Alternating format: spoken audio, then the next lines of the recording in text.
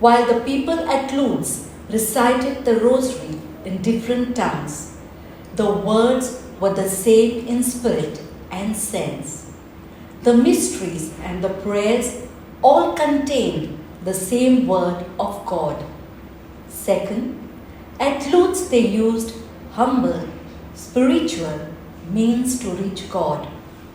Those at Chinar were building their lofty tower with worldly ambitions and thus failed. Indeed, as Christ says, what does it profit a man to gain the whole world and forfeit his soul? We may pursue power, wealth, and success, which makes us tower over everybody else.